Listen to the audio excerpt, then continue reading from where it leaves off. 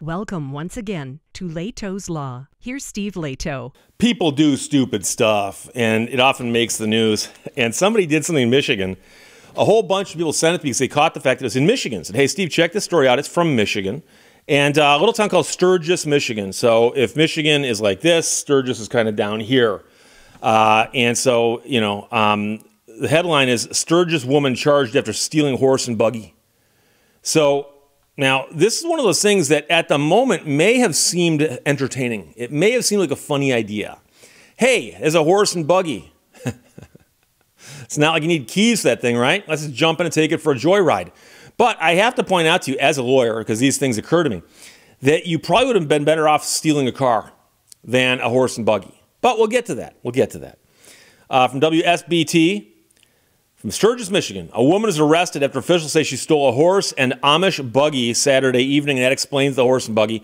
We've got a whole bunch of different communities in Michigan that are Amish, and you do often see both signs warning you of and then the actual horses and buggies on the road.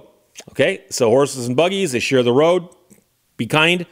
And here, of course, if you go shopping with one, a horse and buggy, you park it in the parking lot, and you go inside and you do your business. Now, you come out and your horse and buggy are gone. That's a problem. And so the victims went shopping at a Walmart on South Centerville Road.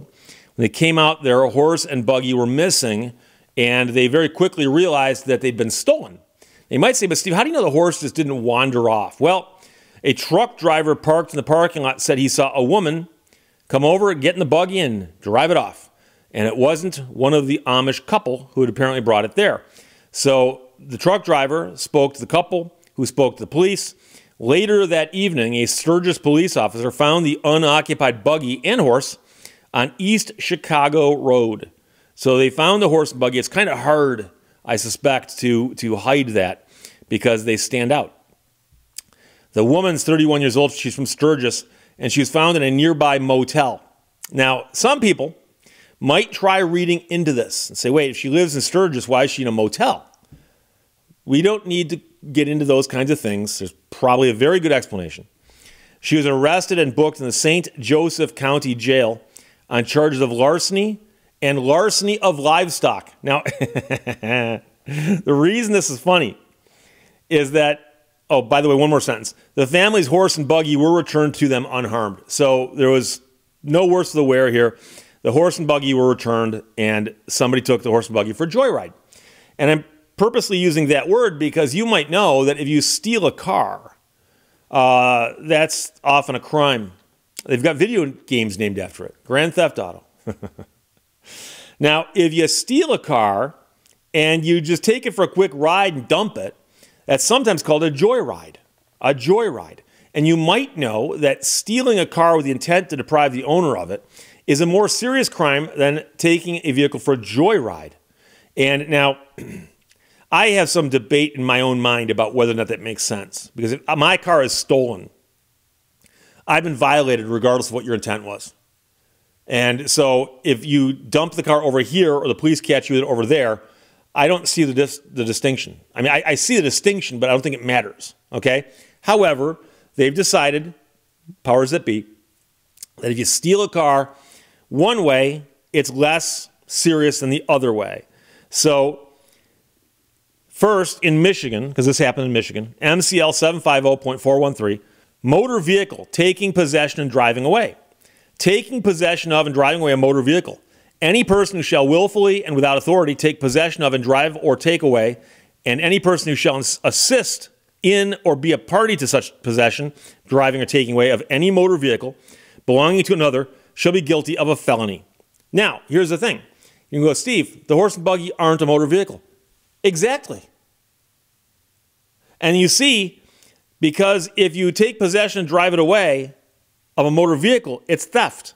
Taking it for a joyride is less. That's 750.414. Motor vehicle used without authority but without intent to steal. Any person who takes or uses without authority any motor vehicle without intent to steal the same, or who is a party to such unauthorized taking or using, is guilty of a misdemeanor. And so if you steal a car with intent to deprive, it is in fact a felony. Joyride is a misdemeanor. But that's only because both of these are motor vehicles. And the Motor Vehicle Code defines a motor vehicle as every vehicle that is self-propelled, but for purposes of Chapter 4, motor vehicle does not include, it lists a bunch of things like front-end loaders and forklifts. But a horse and buggy is not self-propelled because the buggy is being pulled by the horse, okay? And so the buggy is not self-propelled. So it cannot be a motor vehicle. And the reason I'm pointing that out is I don't think there's a distinction for joyriding a buggy. So I'm simply pointing out the nuances of the law here because I found that interesting. So the horse and buggy were returned, and the woman was charged with larceny and larceny of livestock. 2 charges. And you might go, well, wait a second. She only stole one thing. No, she stole 2. A horse and a buggy. If we were to enumerate these things, she stole a horse and a buggy. She stole 2 things. So again, I'm merely pointing this out. As a pro tip, next time you're walking out of Walmart, you see somebody left their horse and buggy idling by the curb, don't jump in it and drive it off and go, well, I'm just taking it for a joyride. Because there is, as far as I know, no joyriding exception for an Amish horse and buggy the way there is for a motor vehicle. And again, like I said, the concept that you can steal a car and take it for a joyride and you get punished much less than if you took it and stole it. Again, like I said, I think that distinction is de minimis, as we like to say. But that's what's going on there down in Sturgis. And some of you may catch the fact, I believe St. Joseph County. I believe that's the county where Judge Middleton is. And there's a judge named Judge Middleton, and he's a bit of a renegade in the sense that he posts stuff on YouTube. I believe he does it himself. I think he has his own channel. But a lot of his court hearings wind up on YouTube. And he is famous for telling people what he thinks. And he's one of those judges, and I like the guy. I like the guy a lot. Never been in front of him. I'll be the first to admit that. But I like the guy a lot. But I get a lot of people asking me, Steve, have you seen his videos? Do you enjoy the guy? What do you think he's a good judge? What do you think?